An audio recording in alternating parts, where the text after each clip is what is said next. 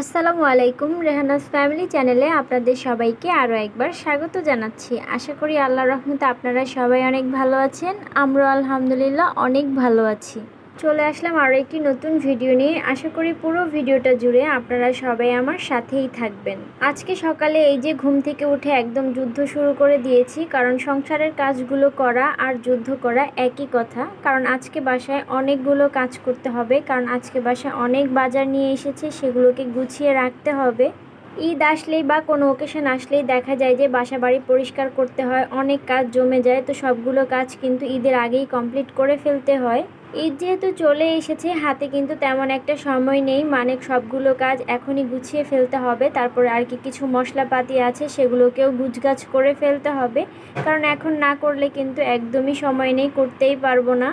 মশলা গুছানোর যে ব্যাপারটা থাকে, সেটা যদি ঈদের দিন করা হয় তাহলে তো কোনো কথাই নেই, সেদিন শুধু মশলাই রেডি করতে হবে, আর কোনো কাজ করা যাবে না। এখন তো সময়ের সাথে সাথে সব কিছু কত আপডেট হয়ে গিয়েছে, কিন্তু আগে একবারও চিন্তা করেন তারা কিভাবে সবগুলো কাজ করতো। আমরা তো আধুনিক যুগে এসে কত যন্ত্রপাতি ব্যবহার করছি, তারপরও আমাদের কাছে মনে হয় যেন সময় আমাদের একদমই নেই, আমরা কাজ করে কোনোভাবেই পেরে উঠি না। আজকে সেই বাজার গুছাবো আর আপনাদের সাথে কথা বলতে থাকবো। এখানে কিন্তু সকালের নাস্তাটা বানানো হয়ে গিয়েছে, নাস্তাটা করে নিয়েছিলাম। আর গতকাল রাতে আমরা একটা ডাবের পুডিং বানিয়েছিলাম, কারণ এই ডাবের পুডিংটা এত ভাইরাল একটা রেসিপি, কত যে দেখেছিলাম, মানে তার তো শেষ মানে বলাই যাবে না। তো অনেক বানাতে ইচ্ছা করেছিল, আসলে ডাব তো অনেক বাসায় আনা হয়েছে, ভিতরে নারকেল না থাকাতে একদমই বানাতে পারিনি। গতকাল আবার আমার নানি শাশুড়ি আর কি বাসায় এসেছিলো গ্রাম থেকে, তুমি আসার সময় একটা ডাব নারিকেল নিয়ে এসেছে, মানে ভিতরে নারিকেল আছে, সেটা দেখে তো ভাবলাম যে যাই হোক এবার বানানোই যাক। বাসায় যেহেতু আগার আগার পাউডার ছিল, তো সহজেই আর কি বানিয়ে নিলাম।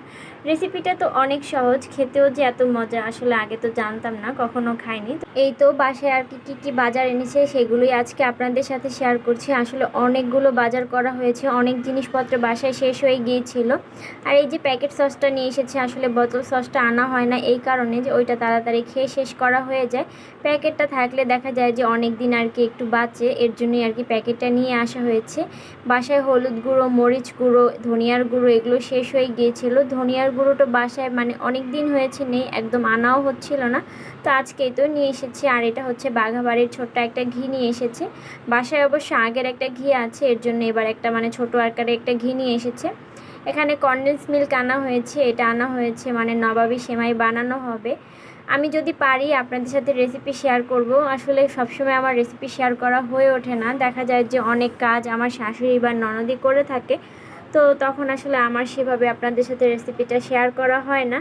এর জন্য আসলে আমি যতটুকু ভিডিও আকারে নিতে পারি ততটুকুই আপনাদের সাথে শেয়ার করি। এই শুকনো বাজারগুলো নিয়ে আসা হয়েছে, আর এই তো এখানে হচ্ছে সব ধরনের মশলাপাতি নিয়ে এসেছে। কোরবানি আসা উপলক্ষে মানে মশলাপাতির যে কী পরিমাণে দাম বেড়েছে আপনারা তো সবাই জানেন। কোরবানি আসা উপলক্ষে কিন্তু মোটামুটি সব কিছুরই দাম বেড়ে যায়, মাছ মাংস, তারপরে হচ্ছে মশলাপাতি, কাঁচা বাজার, যেটা আপনি কিনতে চান না কেন সব কিছুরই কিন্তু অনেক দাম বেড়ে যায়। আমরা ভাবি কি কোরবানি আসছে, তো মানে যেহেতু সবাই গরুর মাংস খাবে, তাহলে হয়তো শুধু মশলাপাতিটারই দাম বাড়বে, অন্য কোনো কিছু না। কিন্তু এখন সময়ের সাথে সাথে মানুষ এতটা আধুনিক হয়েছে বা এতটা চালাক হয়েছে বলা যায়, যেহেতু সবাই বোঝে যে দু একদিন মাংস খেলে কারোই খেতে ইচ্ছা করবে না। এর ফলেই কিন্তু দেখা যায় যে মাছ, তারপরে মুরগি, শাকসবজি এগুলোর আর কি একটু দাম বেড়েই থাকে। এগুলো যদি আর কি মানে এখন কিনে ফ্রিজটা ভরিয়ে রাখা হয়, তারপরে দেখা যায় যে মাংস রাখতেও মোটামুটি একটু সমস্যা হয়। এর জন্য দেখা যায় যে ঈদটা শুরু হওয়ার 1 সপ্তাহ বা মানে 2 সপ্তাহ আগে থেকে একদম ঈদ যাওয়ার আর কি আরও প্রায় 15 দিন পর্যন্ত দেখা যায় যে সব জিনিসের দাম আর এত বেড়ে যায়। আর যে জিনিসটার দাম একবার বাড়ে সেই জিনিসটার দাম কিন্তু সহজেই কমানো যায় না, দেখা যায় যে সংসদে কোনো মিটিং বসে তারপরে আর কি সব কিছুর দাম কমে, এছাড়া কিন্তু মানে কোনো জিনিসের দাম একদমই কমতে চায় না। এই ঝুড়িটা ছোটোবেলায় হুমায়রার ছোট ছোট কাপড় চোপড় রাখতাম, এখন আর আসলে ছোট ছোট কাপড় চোপড়গুলো রাখা হয় না, মানে ড্রয়ারের মধ্যেই রাখা হয়। তো এর জন্য আজকে মানে যে মশলাগুলো একদম ব্যবহার এখন করা লাগবে না সেগুলোকে এখানে ভরে রেখে দিব। ঈদ শুরু হলেই ঢাকা শহরটা একদম ফাঁকা হয়ে যায়, কারণ অনেক মানুষ গ্রামে চলে যায়। গ্রামে আত্মীয় স্বজন, বাবা মা বা প্রিয়জন তো থাকেই, তো তারা আর কি গ্রামের বাড়িতে চলে যায়। ঢাকা শহরটা যেহেতু ফাঁকা হয়ে যায়, আমার কাছে মানে কি যে ভালো লাগে। সবসময় আসলে আমি কখনো কোনো ঈদে বাইরে যাইনি, কিন্তু গত ঈদের যেহেতু গিয়েছিলাম, মানে রাস্তাঘাট এত ফাঁকা ছিল, বেশ ভালোই লাগছিল। আর এবারও দেখি ইনশাল্লাহ বাইরে কোথাও ঘুরতে যাওয়া যায় কি না। তো মানে রাস্তাঘাট ফাঁকা থাকবে এটা ভেবেই মনের মধ্যে অনেক আনন্দ লাগে। আমি তো আর কি ঢাকাতেই আছি। আপনারা কে কোথায় এবার ঈদ করছেন অবশ্যই কিন্তু কমেন্ট করে জানাবেন।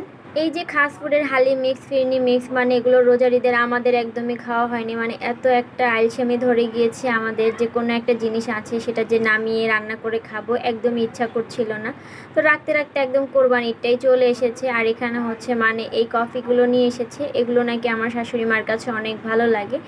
হুমায়রার বাবা আবার অন্যরকম কফি নিয়ে আসে, ওনার কাছে ওগুলোই ভালো লাগে। তো যাই হোক, দুজনের পছন্দ মতোই আর কি বাসায় আছে। আবার এখানে এই তো এই ছোলার ডালটা নিয়ে এসেছে, আমরা আর কি কাবাব বানাবো, স্বামী কাবাব যেটা অনেকেই হয়তো জানেন। তো তার জন্যই আর কি নিয়ে আসা হয়েছে। এখন এই তো এগুলোকে বক্স ভরে রেখে দিচ্ছি। আপনারা যারা যারা এখন পর্যন্ত আমার ভিডিওটি কন্টিনিউ করছেন তারা যদি লাইক দিতে ভুলে গিয়ে থাকেন প্লিজ লাইকটা দিয়ে নেবেন। আর যারা যারা আমার চ্যানেলে আজকে নতুন ভিজিট করছেন তারা কিন্তু চাইলে আমার চ্যানেলটাকে সাবস্ক্রাইব করে আমার পাশে থেকে যেতে পারেন। আমি বলেছিলাম যে আমি আর ভিডিও দিব না, মানে ভিডিওতে ভালো ভিউ আসতেছে না, ভিউটা একদমই ডাউন হয়ে গিয়েছে। তবে সবাই এত এত কমেন্ট বা এত এত রিকোয়েস্ট করেছে যে ভিডিও না দিয়ে আর পারলাম না। মানে সবাই বলছে যে হালটা যাতে না ছেড়ে দিই। আসলে একটু ভালো ভিউ না আসলে কিন্তু মন খারাপ লাগে, যেহেতু আমার চ্যানেলটা এখন পর্যন্ত ভালো করে গ্রো করেনি। তো মানে মোটামুটি যতটুকু ভিউ আসতো ততটুকু দিয়ে মনটাকে সান্ত্বনা দিতাম, কিন্তু এখন তো একদমই ভিউটা কমে গিয়েছে। এর জন্য আসলে মনটা খারাপ হয়ে গিয়েছিল। বলেছিলাম আর ভিডিও দিব না, তবে আপনাদের রিকোয়েস্টে ভিডিওটা দিতেই হলো। সবাই আসলে এত এত ভালোবাসা দেয়, এই ভালোবাসা থেকে দূরে গিয়ে যে বেশি দিন থাকা যাবে না এই কথাটা কিন্তু আমি নিজেও জানতাম, বলেও ছিলাম যে ভিডিও কিছুদিন পর দিব, এত তাড়াতাড়ি একদমই দিব না। তো যাই হোক, আপনাদের ভালোবাসার টানে কিন্তু আবারও সেই ভিডিও নিয়ে আপনাদের কাছে চলে এসেছি। একটু বাসায় মেহমান আসাতে আর কি কয়েকজন আর ভিডিও দেখতে পারিনি, তবে আস্তে আস্তে ইনশাআল্লাহ সবার ভিডিওই দেখা শুরু করে দিব বা ফুল ওয়াচই করার চেষ্টা করব। কারণ এখন যেহেতু ঈদ আছে, বাসায় তো মেহমান থাকবেই, কাজকর্ম এগুলো থাকবে, এগুলোর সাথে সাথেও কিন্তু আপনাদেরকে ভালো একটা সময় দেওয়ার চেষ্টা করব। এই বাদামগুলো বাসায় এনে একদমই রাখা যায় না, মানে খুবই তাড়াতাড়ি শেষ হয়ে যায়। হুমায়রা এত খায় আর কি এই বাদামগুলো, বাদাম তো খায় আবার খেলাও করে বাদাম দিয়ে। তো এর জন্য আসলে বাদামটা খুব তাড়াতাড়ি শেষ হয়ে যায়। আর এবার যেহেতু মানে মশলা কেনা হয়েছে, সাথে কিন্তু বাদামগুলোও নিয়ে আসা হয়েছে। যদি আমরা এমনিতে খাই দেখা যায় যে বাদামগুলো আমাদের অনেক দিন যাবে, কিন্তু হুমায়রা খায় বলেই বাদামগুলো একদম তাড়াতাড়ি শেষ হয়ে যায়। সবাই তো ঈদ উপলক্ষে প্রস্তুতিমূলক ভিডিও দিয়েছে, আসলে বাসায় প্রস্তুতিমূলক ভিডিও তো দেওয়া কখনোই সম্ভব না, কারণ এত কাজকর্ম থাকে, সব কাজকর্ম কিন্তু সবাই একসাথে করতেও পারে না। এই যে আজকে আর কি বাজার গুছিয়ে নিচ্ছি, দেখা যাবে যে অন্যদিন ঘর দুয়ার ঝাড়া মোছা করে নিব বা অন্য কেউ করে নিচ্ছে, আমি তো আর একা হাতে সব কিছু কাজ করতে পারবো না। এই যে আমি এখানে মশলা গুছাচ্ছি, আমার শাশুড়ি মা কিন্তু ওদিকে আমাকে সবজি কেটে দিচ্ছেন, আমার ননদ ঘর গুছাচ্ছেন। এই কাজগুলো যদি আমি একা করতাম আবার ভিডিও আকার আপনাদের সাথে শেয়ার করতাম, তাহলে আমার অবস্থা তো একদমই খারাপ হয়ে যেত। তো এর জন্য আসলে এই টাইপের ভিডিও আমি কখনোই শেয়ার করতে পারি না, আর পারবো না সম্ভবত। সব কিছু এখন ঢেলে নিচ্ছিলাম, আবার জায়গা মতো কিন্তু রেখেও দিচ্ছিলাম। আসলে কাজগুলো যদি গুছিয়ে করা হয় তাহলে কিন্তু দেখা যায় যে খুবই তাড়াতাড়ি কাজকর্ম শেষ হয়ে যায়। তো এখানে এই তো সব কিছু রেখে দিচ্ছিলাম। এবার বাসায় ডালটা এনে কোনোভাবেই কুল পাচ্ছি না, দেখা যায় যে ডালটা খুব তাড়াতাড়ি শেষ হয়ে যাচ্ছে। মানে কয়বার যে এই মাসে সম্ভবত 5 কেজির মতো মুসুরির ডাল লেগেছে, মানে কি পরিমাণে যে ডাল লাগে আমাদের বাসায়। আসলে আমাদের বাসায় তো ঝোলের কোনো তরকারি সেরকম রান্না করা হয় না, এর জন্যই দেখা যায় যে ডালটা অনেক পরিমাণে লাগে। আমি এই বাজারগুলো গুছিয়ে তারপরে দুপুরের জন্য রান্না করে নেব। আজকে অবশ্য আমাদের গরু দেখতে যাব। আমাদের বাসায় আমাদের গরুটা রাখা যায়নি, কারণ আমাদের নিচে দেখা গিয়েছে যে আর কি অল্প একটু জায়গা আছে, তো সেই জায়গাটার মধ্যে আমাদের গরুটা রাখা যাবে না, এর জন্য আর কি অন্য একটা বাসায় রাখা হয়েছে। তো সেখানে আর কি আজকে যাব। আজকে দুপুরের জন্য এখানে বাসায় একটা করলা ছিল, একটা করলা কাটতে গিয়ে দেখি যে সেই করলাটা আবার অর্ধেকটাই নষ্ট, তো অর্ধেকটা রয়েছিল সেটাই নিয়ে নিয়েছি। আর দুইটা সাথে আলু কেটে নিয়েছিলাম। কাতল মাছের একটা মাথা আছে, ভাবলাম যে একটা করলা আছে যেহেতু রান্না করে ফেলি। করলা কাটতে গিয়ে তো দেখলাম ওই দশা, তো যতটুকু হয়েছে ততটুকুই আর কি রান্না করে নিব। করলার তরকারিটা কিন্তু খেতে অনেক ভালোই লাগে, কারণ অনেকের ভিডিওতেই দেখি যে অনেকেই গরমের মধ্যে করলার তরকারিটা রান্না করে, আমার কাছেও বেশ ভালোই লাগে। এর জন্যই আসলে ভাবলাম আজকে এটা রান্না করে ফেলি। আর একটা করলা এটা ভাজি করলেও মানে কারো হবে না, এর চেয়ে ভালো আর কি আমরা তরকারিটা রান্না করে ফেলি, যেহেতু এই তরকারিটা রান্না করলে আমি আর আমার শ্বশুর খাবো। এর জন্য এখানে আবার হচ্ছে ডাঁটা শাকের ভাজি করছিলাম। ডাঁটা আনলে আমরা কিন্তু শাকটা কখনোই ফেলে দেই না, যেই দেখি যে শাকের পাতাগুলো কচি আছে আমরা রেখে দেই, পরে আর কি এভাবে আলু দিয়ে ভাজি করে নিই। আজকেই তো একসাথে কিন্তু 2 চুলাই রান্না করে নিচ্ছিলাম, যেহেতু মানে রান্নাটা তাড়াতাড়ি করতে হবে, আরও অনেক কাজ আছে। অনেকগুলো কাপড় ভিজিয়েছি, সেগুলো ধুতে হবে। এখানে এই তো শাকটার মধ্যে আমি হচ্ছে হলুদ আর লবণ দিয়ে দিয়েছি। এখন এগুলোকে ভালো করে নেড়ে চেড়ে নিব।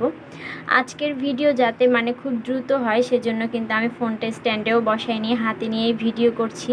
হাতে নিয়ে ভিডিও করলে কিন্তু অনেক সুবিধা আছে, কিন্তু ভিডিও যেই পরিমাণে নড়াচড়া করে তাতে আবার ভিডিওর কোয়ালিটিটা একদমই খারাপ হয়ে যায়। করলা আর আলুটা ভালো করে কষানো হয়ে গিয়েছে, মানে একটু সেদ্ধ হয়ে এসেছে। এখন এই তো মাছের মাথাটা দিয়ে নেব। আগে আমি মাছের মাথাটা ভেজে রেখেছিলাম। একবার হুমায়রার বাবা রান্নাঘরে দেখতে এসে জিজ্ঞেস করে এটা কি মাছের মাথা, একবার বলে পাঙ্গাস মাছের মাথা, আবার হচ্ছে বলে মাগুর মাছের মাথা। পরে বলে যাই হোক, যেই মাছের মাথাই হোক আমি তো আর খাবো না, আমার কোনো সমস্যা নেই। আচ্ছা, মানে এখানে আবার হচ্ছে শাকটা ভাজি করা হয়ে গিয়েছে। শাকটা কিন্তু খেতে অনেক মজা হয়েছিল। কারা কারা এইভাবে ডাঁটা শাক ভাজি খান? অনেকে কিন্তু ডাঁটা শাক ভাজিটা একদমই খেতে চায় না, কারণ এই শাকটা কিন্তু একটু মানে কেমন যেন। তবে সাথে যদি আলু দিয়ে ভাজি করা হয় তাহলে তো একদম খারাপ লাগার কোনো কথাই না, বেশ ভালোই লাগে। যাই হোক, তারপরে হচ্ছে দুপুরে অনেকগুলো কাজ করেছিলাম, মানে ভাত টাত খেয়ে আবার রেস্ট নিয়েছিলাম। আর এটা হচ্ছে বিকালবেলা, এই তো গরু দেখতে চলে গিয়েছিলাম। আমরা বাহির থেকেই দেখেছি, ভিতরে আর যাওয়া হয়নি যেহেতু গেটটা লাগানোই ছিল।